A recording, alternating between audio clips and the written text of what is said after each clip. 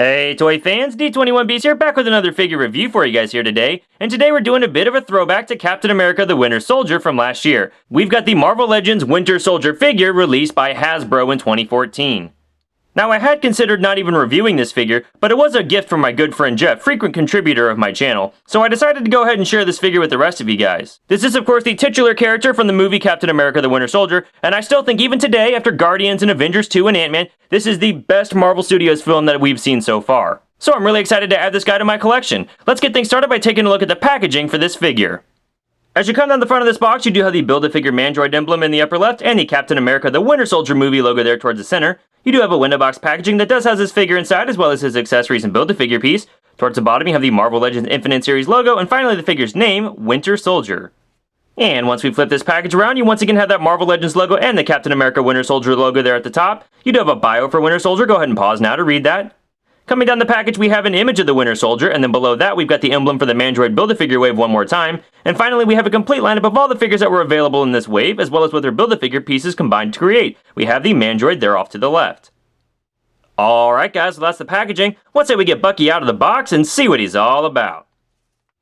Alright toy fans, so here we have the Winter Soldier out of the packaging, and I absolutely love the look of this figure. I'm a big fan of the way they've chosen to do the arm on this figure. Every bit of that arm is sculpted and there's a nice black wash going through so you can see all of the detail. And of course you've got the red star painted there on the shoulder. The gloves are sculpted really nicely. The front of the figure here, I love the way that his sort of body armor has been sculpted. All those stitched details in there, very nice attention to detail. The belt looks pretty nice. I do wish there were more paint applications on it. It's hard to tell though, there is a slightly sort of metallic color for the buckling on the belt, and even the sort of kunai style throwing knife here on the holster.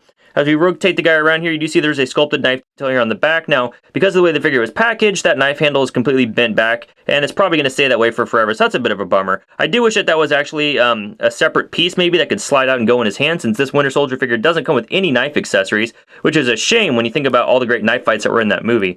But then, I like the way that the head's sculpted on this guy. Nice amount of paint detail here. There are two shades here for the front of the mask, and then the eyes actually appear to have a different shade of black than the actual goggling around the eyes. And then his hair looks great, and there's even a wash in that hair. Tons of sculpted detail there. Coming down the figure here, you'll see that he does have sort of blank pants. There's tons of sculpted detail in here, but they didn't really paint them up at all. He does have painted knees, and then the boots here are also painted quite nicely, sculpted nicely. I mean, it's just a solid brown color, but really, overall, this figure looks exactly like I expected to. Oh, and on the forearm. I've watched the movie a few times. I don't remember seeing any sort of sniper rifle shells or any casings on his arm like that, but I love that attention to detail sculpted on the figure. That's one of my favorite features about this guy, but really just a really nice looking figure overall. Very, very impressed. Accessory-wise, the Winter Soldier comes with everything that you see here. We do have the Build-A-Figure Mandroid leg, and I'll look at that more in detail if I ever finish that Build-A-Figure.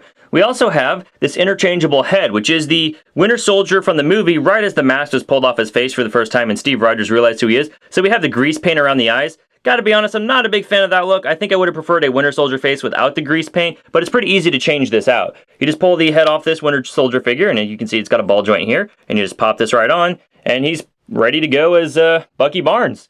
And then the other thing that this Winter Soldier figure comes with is this long sort of sniper rifle-like weapon, but it's very alien in design. It really looks like a toy, and I've got to say, I'm not very happy with this accessory for the Winter Soldier figure. And when I was looking at this gun, I realized this is actually just a repaint of the same gun that we got with the Hydra Soldier from this same wave. You'll see here that this is the green and sort of, I don't know, light green and dark green alien blaster weapon that this guy came with. Looks great with a Hydra Soldier, especially a comic book version of a Hydra Soldier. What it doesn't look great with is a figure that's based off the Marvel Cinematic Universe. This gun just looks absolutely ridiculous in the Winter Soldier's hands. What I would actually recommend for this Winter Soldier figure is grab your Marvel Legends Mystique figure, the Hasbro version, not the Toy Biz, and actually recycle all of her accessories with the Winter Soldier. A lot of these guns are hard to fit in Mystique's hands anyway, and they look really nice with the Winter Soldier figure, especially that sniper rifle. Yeah, now we're talking.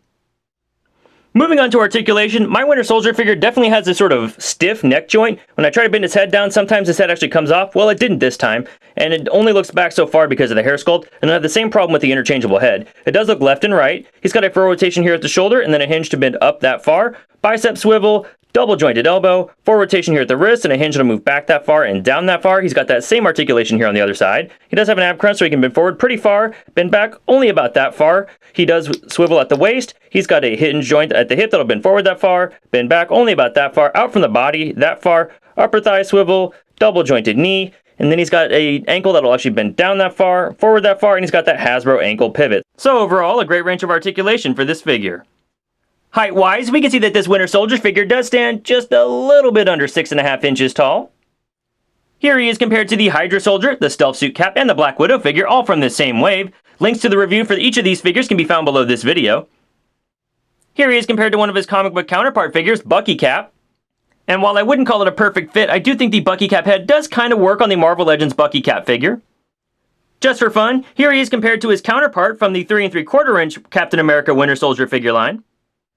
And finally, here he is compared to the 6-inch scale Marvel Legends Infinite Series Wolverine. Do I smell wet dog?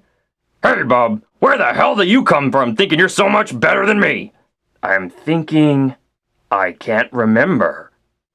And where do you come from? I can't remember either. Alright, toy fans, well that's my review of the Marvel Legends Infinite Series Captain America the Winter Soldier Wave Winter Soldier figure released by Hasbro in 2014. Overall, this is a really excellent figure. I'm a big fan of the sculpting and paintwork on this guy. I do wish he had better accessories. That's probably my biggest gripe about this figure. But honestly, if you're a fan of the Marvel Cinematic Universe, you want to pick this figure up. With as bad of a peg warmer as this guy has been, you're probably not going to get an updated figure for Captain America Civil War. So get him now before you miss your chance. And once you've got this guy, he looks really cool displayed with your other Marvel Cinematic heroes. Well, thanks for watching this review, guys. I hope you enjoyed it, and a special thanks to Jeff for picking this figure up for me. If you guys like what you saw here, please feel free to rate, share, and subscribe. It really helps me out. Also, make sure to follow me on Twitter and Instagram at D21Beast. I'm posting pictures all the time. Thanks for watching, and we'll see you next time.